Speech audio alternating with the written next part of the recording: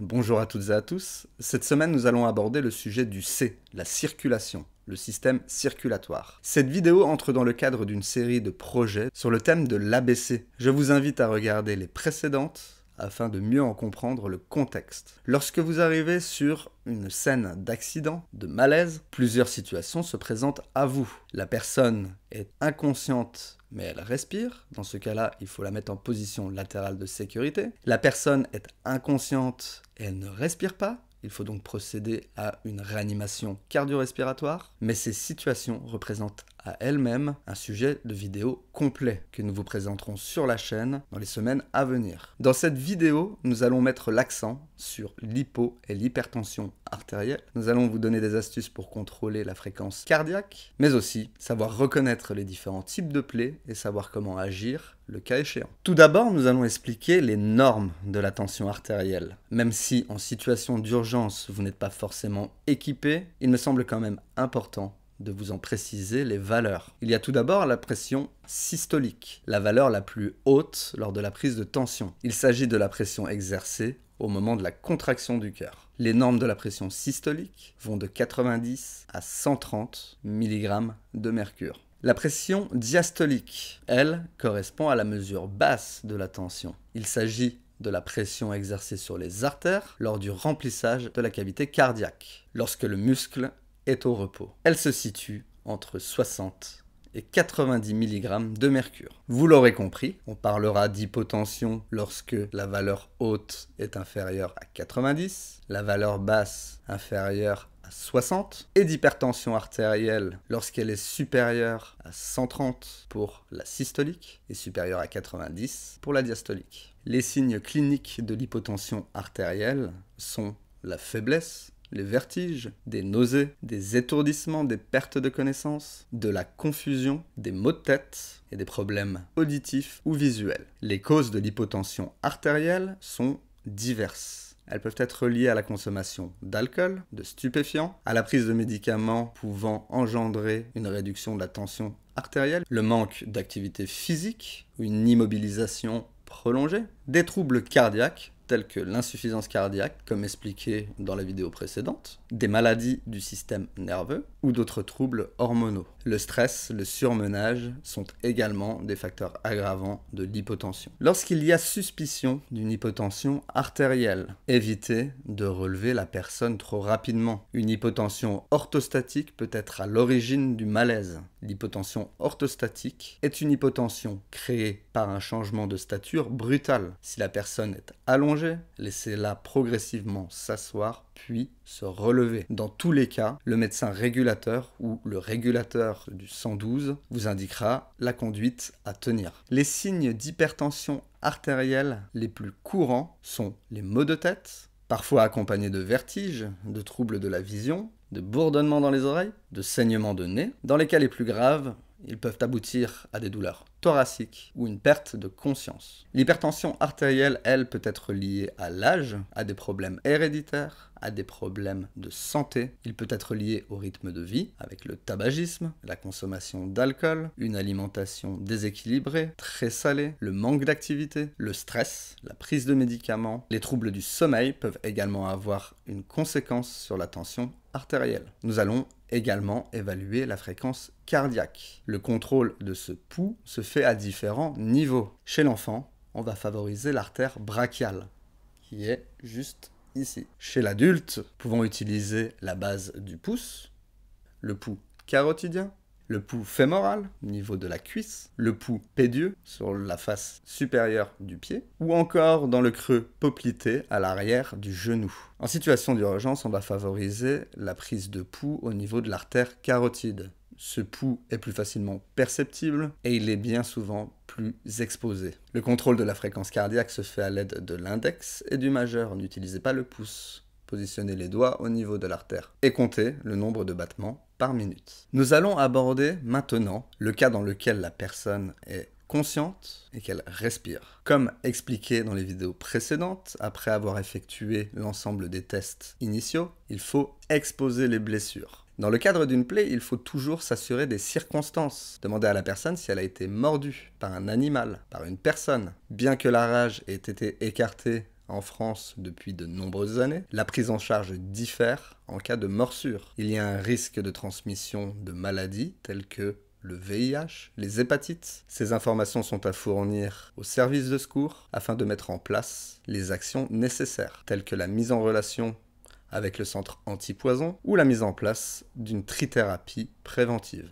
Il existe différents types de plaies. Les plaies superficielles. La plaie superficielle se caractérise par une plaie dont les deux bords sont proches et ne peuvent être écartés. La plaie profonde, elle, est caractérisée par une plaie de plus de 0,5 cm. Elle est légèrement ouverte et les bords ne peuvent pas être rapprochés. Il peut y alors avoir une atteinte musculaire, tendineuse, ligamentaire, des vaisseaux sanguins, des os. C'est pour cela qu'une plaie à la main représente un signe de gravité. Vous pouvez examiner la plaie, chercher à savoir quel est l'objet de la coupure, si elle est fine ou béante, quelle est sa longueur, si la plaie est nette ou éclatée, déchiquetée, si la plaie est propre ou sale, s'il y a la présence de corps étrangers, du verre, des cailloux, de la poussière, de la limaille de fer, et l'intensité du saignement, si le saignement est faible ou abondant. Nous allons maintenant aborder les conduites à tenir en cas de plaie. Si la plaie ne représente aucun signe de gravité, rincez-la à l'eau, désinfectez avec un produit non coloré. Certaines personnes peuvent avoir des allergies aux produits chlorés. En résumé, dans ce cas précis, vous pouvez effectuer vous-même les premiers soins. Si la plaie est très sale, si elle se situe au niveau du visage ou a une influence sur une articulation proche, si elle n'arrête pas de saigner faiblement, si la victime n'est pas en ordre de vaccination contre le tétanos, si la personne est diabétique ou immunodéprimée, l'immunodépression peut être liée à un traitement médicamenteux, à une greffe, à une maladie. Si la plaie présente des signes d'infection, rougeur, chaleur, douleur, présence de pus, il faut alors consulter un médecin dans la journée. Dans les cas les plus graves, il y a un saignement abondant, pulsatile. Si la plaie est béante, profonde, ou au contraire petite, mais liée à un objet piquant, tranchant, tel qu'un clou, un couteau. Si le blessé présente une pâleur, des sueurs, une sensation de soif, des vertiges, des petits malaises. Et pour finir, s'il s'agit d'une morsure. Dans ce cas, il s'agit d'une urgence absolue. Contactez le 112. Dans le cadre de l'hémorragie externe, il faut d'abord se protéger et protéger la victime. Dans le cadre de l'hémorragie, le principe de base, c'est le père. Exercer une pression sur la plaie, élever le membre blessé au-dessus du cœur et laisser la personne au repos. Vous devez vous protéger et vous assurer que la victime soit en sécurité. Vous devez porter des gants ou demander à la personne d'effectuer elle-même la compression à l'aide de compresses ou d'un linge propre. Vous devez évaluer la gravité de l'hémorragie, si le saignement est stoppé par la compression ou s'il est maintenu malgré une compression supérieure à 10 minutes. Vous devez maintenir cette compression jusqu'à l'arrivée des urgences. Comme nous le disions précédemment, vous devez élever le membre au-dessus du niveau du cœur afin de diminuer la pression sanguine et ralentir le saignement. Il existe 3 techniques pour arrêter, ralentir un saignement. La première, c'est une compression directe au niveau de la plaie. N'effectuez pas de compression s'il y a la présence d'un corps étranger. Cela pourrait aggraver les lésions. Si vous avez du matériel à proximité, posez très rapidement un pansement compressif. S'il y a la présence d'un corps étranger ou d'une fracture évidente, effectuez une compression à distance entre la plaie et le cœur. Effectuez cette pression avec votre poing, le bras tendu, et ne relâchez la pression qu'à l'arrivée des secours. En cas de plaie, hémorragique ou non, il faut savoir également installer la victime. Si la blessure a lieu au niveau des jambes, positionnez-la les jambes en l'air, bien droite, la blessure au-dessus du niveau du cœur. Si la blessure a lieu au niveau de la poitrine, mettez-la dans une position demi-assise afin de faciliter sa respiration. Si la personne panique, son rythme cardiaque accélère et ça augmentera le saignement. Si la blessure a lieu à l'abdomen, placez la victime sur le dos, les jambes surélevées. Si la blessure a lieu au niveau de l'œil, allongez-la et surélevez légèrement la tête. Si la blessure a lieu au niveau de l'oreille, placez la victime du côté de l'oreille qui saigne et attendez l'arrivée des urgences. En cas de saignement du nez, mettez la personne assise la tête légèrement penchée vers l'avant, exercez une pression sur le nez. Si le saignement ne s'arrête pas au bout de 10 minutes, appelez le 112. Il faut être également capable de reconnaître les signes de l'état de choc hémorragique. En l'occurrence, un pouls rapide et filant, regardez la peau et constatez une pâleur. Des marbrures peuvent également apparaître. Les extrémités sont froides, le corps favorisant les organes vitaux. La personne respire rapidement.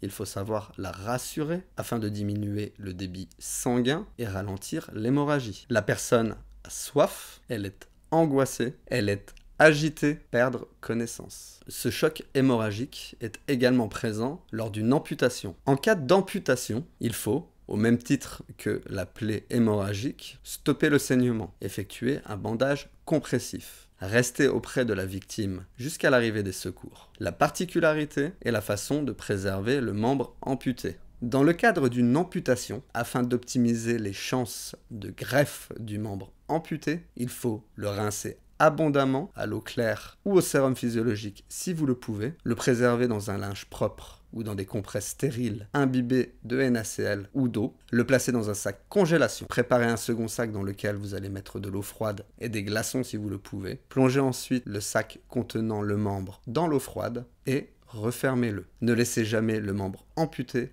au contact de la glace. Cela pourrait abîmer les tissus et empêcher toute possibilité de regreffe. Nous ne pouvions pas aborder le sujet des hémorragies, des amputations, sans aborder le sujet du garrot. L'utilisation, la pose d'un garrot est réservée aux professionnels de santé et aux secouristes formés. Cependant, en cas d'échec de compression locale ou à distance, et sur conseil du 112, ou dans le cas de victimes multiples, la pose d'un garrot peut s'avérer essentielle. Si vous êtes amené à poser un garrot, il faut le faire entre la plaie et le cœur, au plus près de la plaie, notez l'heure de pause et ne jamais desserrer ce garrot avant l'arrivée des secours, même si le saignement est arrêté. Dans le cadre du garrot, il y a l'aspect légal, mais il y a aussi l'aspect éthique. On ne vous reprochera jamais d'avoir sauvé une vie. Il faut cependant être conscient des risques, savoir comment le poser, savoir noter l'heure et ne jamais